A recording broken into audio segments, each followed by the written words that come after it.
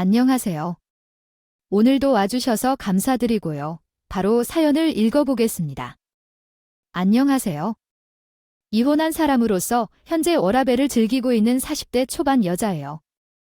어쩌면 제가 겪은 일이 그렇게 당당하게 자랑할 만한 일은 아니라는 생각이 좀 들지만 혹시나 저처럼 결혼 이후 여러 갈등을 겪고 계셔서 어려운 상황에 놓이셨거나 이혼 이후의 삶이 어려워질까 봐 고민하고 계신 분들에게 조금이나마 힘이 됐으면 하는 마음에 이렇게 용기를 내요. 사연을 보내게 되었어요. 저는 결혼을 그리 일찍 한 케이스는 아니에요. 저희 집이 막 억소리 나게 잘 사는 집안은 아니었지만 아버지가 젊은 시절에 사회생활을 시작할 때부터 꾸준히 버는 돈의 70% 이상을 저축하셔서 목돈을 만드시고 그 목돈으로 정년퇴직을 하신 이후에 작은 음식점 사업을 시작하셨는데 그 사업이 그냥저냥 무난하게 흘러간 덕분에 건물 한두 채 정도 가지고 계신 정도입니다. 저희 집이 그렇게 잘 사는 집안은 아니지만 아버지와 어머니가 꾸준히 저축을 하시고 많은 돈이 아니더라도 버는 돈에 대해서는 관리를 꾸준히 잘해 오셨기 때문에 저는 막 경제적으로 부유한 것도 아니지만 그렇다고 경제적인 고충이 없었던 것은 아니었어요. 그렇게 경제적으로 엄청 어려운 일들을 겪으면서 지내지는 않았던 것 같아요. 또한 저는 프리랜서로 오랫동안 일을 했어서 일적인 부분과 오래 만난 친구들을 제외하면 사람을 만날 일이 그렇게 많지가 없었어요. 않았고 처음에 결혼에 대한 부담이 강했기 때문에 준비가 되었을 때 결혼을 해야겠다는 마음이 컸어서 결혼에 대해 신중했었고 그러다 보니 결혼을 30대 중후반쯤에 친구가 소개해준 저와 조건이 비슷한 사람과 결혼을 하게 되었어요. 남편도 저처럼 프리랜서로서 돈을 벌다 보니까 저희는 거의 왔다 갔다 하는 게 작업실 아니면 집이어서 어쩔 때는 집에서 동시에 작업을 하는 일도 생겨서 둘이서 붙어있게 되는 상황도 많았는데요. 다들 아시다시피 프리랜서가 일이 일정하지 않기 때문에 가끔 아예 풀로 쉬는 날에는 시댁에도 들을 일이 꽤 잦았어요. 솔직히 누구든 집에서 편히 쉬고 싶지 시어머니와 사이가 아주 두터운 게 아닌 이상 시댁에 들리고 싶은 사람은 그리 많지 않을 거예요. 저도 그런 케이스 중 하나인데요. 저는 그런 사람들 중에서도 특히 시댁에 가는 것이 껄끄러웠어요. 이유는 시어머니가 호시탐탐 저희 아버지의 재력을 보고 어떻게든 하나 해 먹으려고 하는 재물 욕심이 눈에 보일 정도로 컸기 때문이었어요. 시댁도 그렇게 못 사는 집안은 아니었는데도 이렇게 말하길 죄송하지만 나이가 꽤 있으신데도 건물에 대한 욕심이 그렇게 많으시니 참 저였다면 그 욕심 때문에 마음 편할 날이 많지 않았을 것 같아요. 하루는 시어머니가 저에게 이런 말씀을 하시더라고요. 세아가 오늘 주식 어플 들어가 봤니? 아니요. 저는 주식이나 건물 이런 데에 관심이 없어서요. 어머님 사도 너라는 그렇게 건물 관리도 잘하시는데? 아, 너는 그런데 통창심이 없니? 사돈 어른이 아닌 건물사가 이번에 주가가 올랐다더라. 건물 이제 곧 세해 들여도 될 것 같던데? 아이 그래도 우리가 사돈 사이면 꽤 가까운 사이인데 우리 아들이나 나도 끼워주시려나. 진짜 한두 번 이야기를 하시는 것도 아니고 제가 시댁에 들린다고만 하면 시어머니는 저렇게 땅, 주식, 건물을 번갈아 가면서 호시탐탐 저의 친정 아빠한테 붙어먹을 기회를 노리시더라고요. 물론 요즘은 성공의 기회를 잡는 것과 성공에 대한 인식도 과거보다는 많이 유연해져서 제가 너무 꼰대 같은 마인드를 가진 건 아닌가 싶은 생각도 조금 들지만 설령 그렇다고 하더라도 자기 친정 부모님께서는 숟가락만 얹어가려는 심포를 저렇게 대놓고 드러내시는데 어느 누가 거기서 마음 편하게 있을 수 있겠어요. 정말 시댁에 가기만 하면 땀방울을 보아 인생도 힘든 세월이신데 그렇게 생각하실 필요는 없습니다. 결국 가시방석에 앉아있으며 벼룩눈 같아 말 같은 것들을 듣다 보면 마음속에 괜히 노실 것 같습니다. 양식구들로 하여금 가시방석의 뒤로 도망가 설왕설래한 상황, 육체적 가시방석과 정신적 가시방석으로 나눠 거의 쇼를 하는 제정신을 느끼지 못하시는 것 같습니다. 조금 그런 분위기의 일상 속에서 잠시 휴식을 취해보세요. 그 재물에 노력한 방울 없이 조용히 얹어가려는 저 심보가 너무 결심해서 아버지가 다른 사람들도 챙겨야 하는데 우리 챙길 돈이 어디 있냐고 놔두라고 똑부러지게 말을 하면서 넷이 되게 갈 때마다 둘에 겨우겨우 떼놓고는 하였답니다. 그러나 떼어놓는다고 떼어지지 않는 인연이 있다고들 하잖아요. 처음에는 그냥 제가 시댁에 갈 때마다 저를 괴롭히길래 저도 처음에는 힘들었지만 그 정도 수준에서는 그냥 또 시작이다 하면서 자연스럽게 받아치면서 넘길 수 있었어요. 근데 이게 어느 정도 시간이 지나니까 사태가 생각보다 심각하다는 게 느껴지더라고요. 예, 너희 시어머니 상태 괜찮으시니? 무슨, 너희 아빠한테 전화를 하셨는데 자기가 지금 아파서 큰 수술을 하게 생겼다고 지금 병원에 입원했는데 돈이 없다고 갚을 테니. 돈 좀 빌려달라고 하시던데 뭐 그게 무슨 말이야? 시어머니 댁 며칠 전에 다녀올 때만 해도 멀쩡하셨는데 어디 병원이시라는데 내가 한번 가볼게. 그럴래. 아니, 병원에 입원하셨는데 급하게 결제를 하셔야 된다고 해서 돈을 보내드리기는 했는데 뭔가 영 찜찜해서 말이야. 병원 주소는 지금 보내줄게. 저는 설마 그래도 병원에 간다는 걸로 우리 부모님을 속여서 돈을 타내시지는 않았을 것이라고 생각을 하면서도 시어머니와 남편의 평소 언행을 생각하니 의심이 쉽게 사라지지는 않았어요. 그래서 우선 사실 확인을 해야 하니 친정엄마가 보내준 주소로 병원을 한번 가보았는데요. 아니나 다를까 병실에 가보니 다른 사람이 있더라고요. 저기요, 여기 김희애 환자분 있던 병실로 알고 있는데 왜 안 계시죠? 아, 그분 그저께 퇴원하셨어요. 엄청 안 좋으시다고 하도 엄살을 피우시길래 잠시 입원을 시켜드렸는데 그 문제 아니라 금방 호전하시더라고요. 그래서 퇴원시켜드렸어요. 저는 아무리 그래도 병원에 간다는 식으로 속일 줄은 몰랐는데 완전히 우리 부모님을 호구로 보고 갖고 놀았다는 생각이 화가 나서 그 길로 바로 시댁으로 향했어요. 어머님, 어디 아프셔서 병원 입원하셨어요? 아프신 건 맞으세요? 아니, 그럼 당연하지. 내가 나이가 있어서 관절이 안 좋아서 입원했다. 왜 간호사분은 그렇게 말 안 하시던데요? 어머님, 그렇게 안 좋은 것도 아닌데 병원에 입원시켜달라고 해서요. 그랬다던데 저희 엄마, 아빠한테 돈 타내시려고 그런 거 아니세요? 아이고, 아내가 이 나이 먹고 그렇게 유치하게 굴 것 같니? 아, 그런 거 아니다. 그래요? 그럼 병원비 영수증 가지고 계시죠? 영수증 보여주세요. 금액만나 확인해 보게요. 저는 너무 상황이 의심스러워서 반드시 영수증을 확인하고 부모님이 덤탱이로 씌운 돈을 받아내야겠다고 그게 마음을 다진 채 시어머니에게 영수증을 보여달라고 이야기를 하였어요. 그러나 시어머니는 아주 작정을 하고 계획적으로 돈을 뜯어내신 것 같더라고요. 워낙 급하게 결제를 해야 해서 영수증을 타려던 걸 깜빡하고 받지 못했다고 말로 어떻게든 떼워서 이 상황을 어떻게든 모면하고 지나가려고 하시는 것이었어요.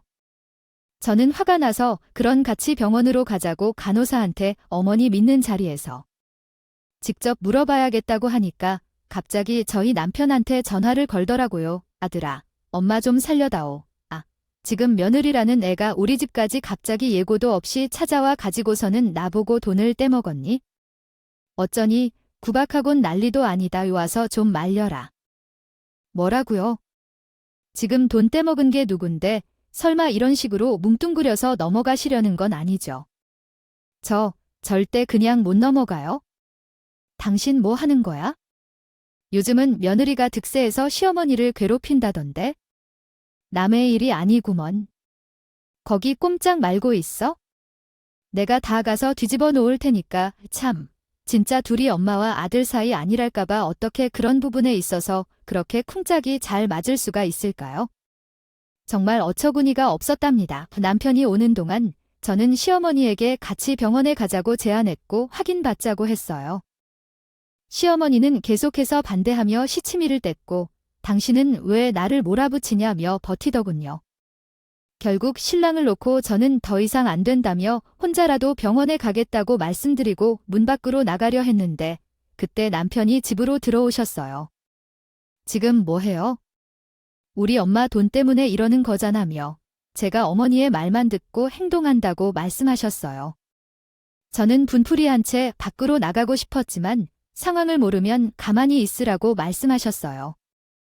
남편이 계속해서 저를 막아서면서 나가든 말든 어머님께 사과를 제대로 하고 나가라고 막 노발대발 하는 것이었어요. 저는 제가 사과해야 할 문제가 아닌데 왜 사과를 해야 하냐고 당연히 당당하게 이야기를 하였고, 어머님이 안 나가실 거면 저 혼자라도 병원에 가서 확인을 해야겠다고 하고 남편을 뿌리친 채 밖으로 나가버렸어요. 그렇게 병원으로 향하는데 갑자기 가는 도중에 시어머니에게 전화가 오더라고요. 아가 사실대로 말할 테니까 그냥 와줄 수는 없겠니? 내가 미안하다. 응, 뭐예요? 사람 같고 장난하는 것도 아니고 저 이미 나와버려서 다시 돌아가는 건 곤란해요. 하실 말씀 있으시면 전화로 이야기하세요. 아, 사실은 말이다. 내가 돈이 급해서 그런 것도 왔고 병원에 입원한 것도 잠깐인 게 맞다. 그런데 돌아가시니 시아버지가 치매로 돌아가셨는데 그때 병원비가 빚으로 있었는데 그걸 아직 못 갚아서 급하게 빌린 거다. 아, 미안하다. 정말 미리 말을 해야 했는데 이런 말을 하기에는 민망해서 거짓말을 한 거야? 아, 정말 미안하다. 아이고, 갚을 테니까 그 노여움을 좀 풀어다오. 저는 그 말을 듣고 시어머니의 사과를 듣고도 성이 차지 않았어요. 시아버지가 워낙 얌전한 분이셨기에 시아버지의 병원비라고 하니 마음이 아예 안 누그러졌던 것은 아니지만 그렇다고 해서 거짓말을 한 것은 사실이잖아요. 저는 화가 나서 그렇게 사실대로 처음부터 말했으면 좀 좋았냐고, 정말 확실하게 갚으실 수 있냐고 믿어도 되냐고 물어봤더니 꼭 갚겠다고 다시 돌아와 달라고 간곡하게 요청을 하시더라고요. 결국 저는 시어머니에게 1년 내로 그 빚을 갚겠다는 약속을 받아내고 나서야 집으로 다시 돌아오게 되었어요. 그러나 사태는 쉽게 호전되지 않았어요. 참, 그렇게 1년 내로 진짜 빚을 갚으셨다면 얼마나 좋으셨을까요? 인간의 욕심은 끝이 없고 같은 실수를 반복한다더니 시어머니는 남편을 통해서 저에게 이런 이야기를 하더라고요. 아, 여보, 그 엄마가 빚 갚겠다고 한 거 말이야. 그게 그렇게 적은 액수도 아니고. 아, 내가 엄마한테 물론 돈을 많이 보태주기는 할 거지만 말이야. 엄마도 나한테 누가 되기 싫어서 뭐라도 해야 될 것 같다고 말을 하시더라고. 그래서 무슨 말을 하고 싶은 건데? 아니, 그 엄마랑 그래서 그 문제로 상의를 좀 해보았는데 엄마가 장사를 해서 돈이 크게 벌어서 돈을 갖고 싶으신가 봐. 최근에 장인어른이 건물을 늘리셨다며 어제 통화할 때 들었어. 그 건물 중 한 층 정도 세를 좀 들어줄 수 있을까? 장인어른 사업이 이제 어느 정도 안정화되셨으니까 우리도 거기서 수익 불리는 건 금방 될 것 같아서 그래. 정말이지. 두 모자의 욕심은 정말 둘째가라면 서러울 만큼 엄청나더라고요. 결국 어떻게든 우리 집에 빌붙으려고 그렇게 잔머리를 굴려가면서 이런 파렴치한 계획을 세우고 있었다니 진짜 하늘이 핑 도는 듯 했습니다. 그래도 돈을 갚는다고 내심 기대를 하고 있었는데 기대했던 내가 멍청했구나. 진짜 엄청나게 후회가 막심하더라고요.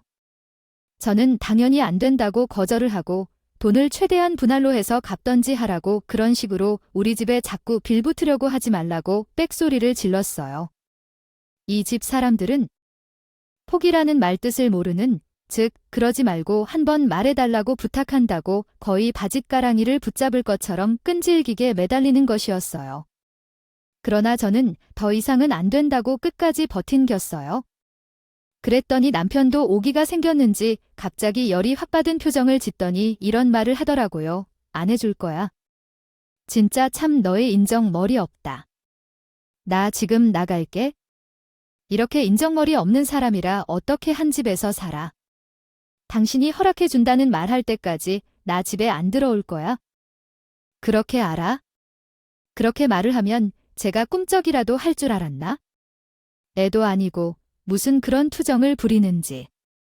저는 나가면 나야 좋지. 그러라고 오히려 좋다며 등을 떠밀어 주었습니다.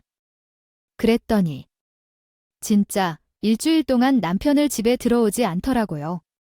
저는 그러거나 말거나 제풀에 지쳐서 들어올 거라고 믿고 내버려 두었는데 그랬더니 아니나 다를까 제프에 지쳐 남편에게 전화가 걸려 오더라고요.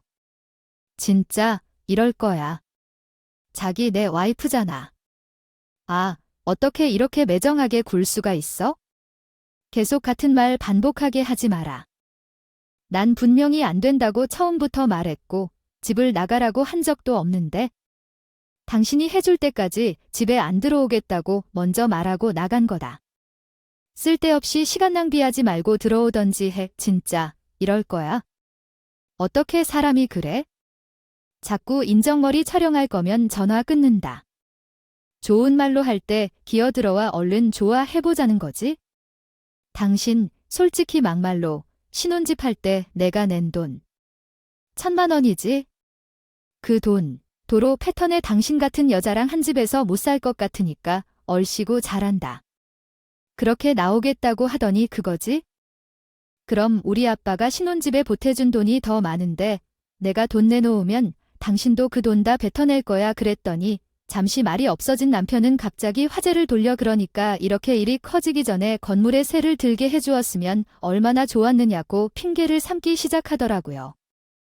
저는 이런 식으로 길게 통화하기 싫다고 이야기할 거면 집에 들어오라고 백소리를 지르고 전화를 끊어버렸어요. 결국 그렇게 고집을 피우던 남편은 집으로 돌아왔는데요. 그런데 집에 돌아온 남편 손에 뭔가가 쥐어져 있더라고요. 저는 직감적으로 저 손에 들고 있는 서류에 뭔가 있겠다 싶어서 손에 뭐냐고 줘보라고 말을 하면서 순해진 것을 뺏으려고 하였는데 남편이 아찔한 얼굴로 당황한 표정을 짓더니 어떻게든 서류를 안 뺏기려고 안간힘을 쓰더라고요. 저는 어떻게든 저 서류를 봐야겠다는 생각에 남편의 팔을 깨물었고 결국에는 남편이 손을 놓쳐서 서류가 바닥에 떨어져 펼치게 되었어요. 펼쳐진 것은 서류뿐이 아니었고 엄도 몇 개 들어 있더라고요.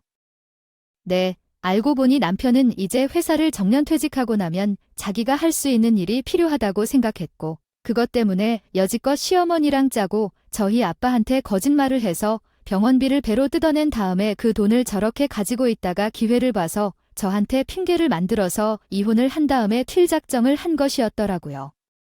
그냥 돈만 밝히는 것도 추잡스럽고 함께하고 싶지 않은데 저런 어마어마한 사기까지 쳐가면서 우리 집에서 돈만 뜯어내고 갖다 버릴 작전까지 하고 있었다고 생각하니 진짜 정내미가 확 떨어지는 거 있죠. 저는 그 길로 당장 이혼하자고 하였고 어음을 그대로 챙겨서 바깥으로 나가려고 하였어요. 그런데 세상에 남편이 어떻게 행동했는 줄 아세요? 나가더라도 어음은 놓고 나가라고 제가 들고 나가는 어음을 도로 뺏어오려고 아주 제 팔에 잡아당기고 바지를 붙잡고 난리도 아니더라고요. 저는 이러지 말라고 이럴 거면 신고하겠다고 하는데 남편은 그 돈을 안 뺏기려고 아주 끈질기게 저를 붙잡더라고요. 그렇게 실랑이를 하다 보니까 어음이 쭉 하고 찢어져 버리더라고요. 저는 찢어진 어음은 다시 은행 가서 맞춰달라고 하면 되니까 그냥 결국 그걸 찢어진 채로 들고 그 길로 친정으로 가서 모든 사실을 말씀드렸어요. 호랑이도 제 말하면 온다더니 제가 말을 마치자마자 시어머니에게서 전화가 걸려왔어요. 이 아들한테 다 들었습니다. 아, 그래서 지금 우리 아들이랑 이혼할 거라는 거지요. 네, 사돈. 제가 전화 대신 받을게요.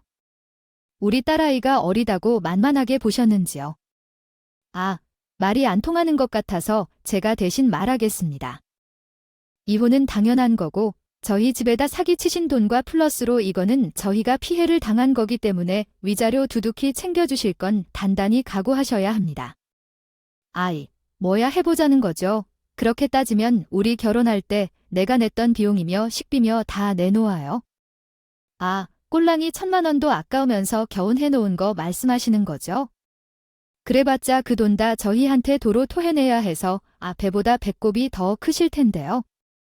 엄마랑 시어머니는 그렇게 돈 문제로 계속 오순간 신고하셨어요. 엄마도 저처럼 집사람들이랑은 말이 안 통하는 것을 느꼈는지 당신 같은 사람이랑 대화해봐야 말이 안 통한다고 그냥 법으로 해결하자고 하고 전화를 먼저 끊어버리셨답니다.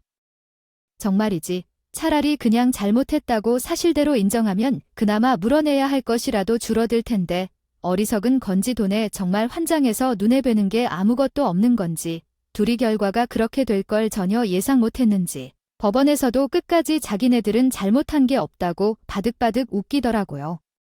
그러나 법은 역시 공정하죠. 그렇게 어물쩍 넘어가기에는 당시 시어머니가 병원에 입원했던 간호사까지 증언을 올바르게 해주는 바람에 결국은 저희가 재판에서 승소하게 되었고 시어머니는 나머지 돈을 나누어서라도 갚고 위자료까지 두둑하게 챙겨야 한다는 판결이 나오게 되었어요. 지금도 생각이 나는데 통장에 돈이 따끈따끈 들어올 때마다 얼마나 속이 시원했는지 몰라요. 진짜 제가 조기에 눈치채고 발견을 해서 다행이지. 계속 그런 패턴이었다면 저희 아빠가 시어머니의 현란한 거짓말에 홀랑 넘어가셔서 건물에 세대는 것까지 허락해 주셨으면 어쩔 뻔했어요. 이렇게 황당한 이후로 저희는 갈라서게 되었어요. 그 뒤로 저는 혼자 지내야 한다는 것 때문에 조금 외롭기는 하였지만 다행히 잘 지냈어요. 어차피 혼자 있게 된 김에 일에나 푹 빠져서 살자는 생각에 저는 친정에서 직장에 나가는 일까지 다니면서 진짜 태어나서 그렇게 일을 열심히 해보는 것은 처음이다 싶을 만큼 일에 정말 열심히 했어요. 매진하게 되었어요. 처음에는 정말 힘들었죠. 그런데도 불구하고 그냥 남들과 비슷비슷한 수준으로 머물고 승진도 더디었는데 승진은 비록 더디었지만 대신 한번 승진을 하게 되면 주변에서 제가 열심히 하는 것을 아니까 다들 격려를 아끼지 않고 지지를 튼튼하게 해주어서 제가 안정적으로 직장 생활을 하는데 다들 도움을 주었답니다. 물론 시댁에서는 꾸준히 제 통장으로 빚을 따박따박 입금을 해주었고요. 그 사람들 성미에 그렇게 따박따박 빚을 입금해 줄 리가 없는데 법이 그래도 무섭기는 했나 봐요. 저는 그렇게 시간이 지나가면서 결혼했을 때 지겹게 못이 박히도록 돈돈했던 이전 시모와 뻔뻔하게 사기를 쳐서 우리 집에서 돈을 뜯어내려던 전 남편에 대한 기억도 있어요. 힘이 해져갔어요. 그래서 설마 전 남편을 다시 만날 거라고 생각도 못하고 지내었죠. 그러나 원수는 외나무다리에서 만난다는 말처럼 거짓말처럼 전 남편을 우연히 회사 근처에서 마주치게 되었어요. 전 남편은 그 전과는 다르게 막노동 현장에서 작업복을 입고 근무를 하고 있었어요. 처음에는 괜히 말해봤자 좋을 게 없을 것 같아서 눈을 최대한 마주치지 않으려고 하였는데 눈이 마주치자마자 전 남편이 저에게서 눈을 떼지 않고 뻔뻔스럽게 아는 척까지 하더라고요. 거래처한테 당신 승진 소식 들었어? 정말 축하한다. 고마운데 우리가 그런 말할 사이는 아닌 것 같은데. 나 갈게. 잠깐만, 승희야. 부탁이 있어. 두타 몸부터. 우리 이런 말할 사이 아니라는 말 못 들었어. 그게 사실은 엄마가 급이 다 가는 동안 몸이 많이 안 좋아지셨어. 나 너한테 비 따박따박 보내주고 있는 거 알잖아. 우리 엄마 진짜 이제 옛날처럼 안 그러고 몸이 안 좋아지시면서 정신적으로 많이 참여하셨어. 그때는 거짓말로 입원하셨지만 이제는 정말로 몸이 안 좋아서 입원해 계셔. 조금만, 아주 조금만이라도 좋으니까. 이왕 이렇게 마주친 것도 인연이 있다는 소린데 병원비로 조금만 도와줄 수 없을까? 참 뻔뻔한 것도 타고난 건지 어떻게 그런 파렴치한 짓을 저질러 놓고도 저런 말에 입에 담아낼 수 있는지. 그것도 천부적인 재능인 듯합니다.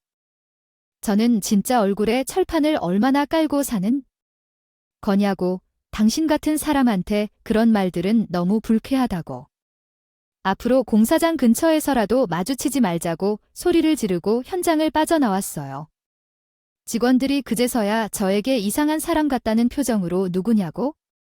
아는 사람이냐고 묻더군요. 저는 모르는 사람이라고 딱 부러지게 말을 하고는 그냥 쌩하고 지나가 버렸고 다행히 그 뒤로는 전 남편의 모습도 이전 시어머니의 모습도 한 번도 본 적은 없어요. 전 남편하고 이미 갈라선 마당에 누가 저런 말을 듣고 싶어 하겠어요? 그렇게 돈 가지고 사기치려고 했을 때부터 알아봤어야 했는데 몸 안 좋아진 것도 다 자업자득이죠. 뭐 이래서 사람은 뭐든지 욕심을 지나치게 부리면서 살아서는 안 되나 봐요. 이렇게 사기를 당할 뻔한 초도 연후에 더 잘 살고 있는데 저와 비슷한 일을 겪으셨거나 겪고 계신 분들 다 한 만큼 돌려받으니 힘내셨으면 좋겠습니다. 저의 긴 글 들어주셔서 감사합니다. 오늘도 끝까지 함께 해주셔서 감사하고요. 저는 다음 영상으로 또 찾아뵙겠습니다.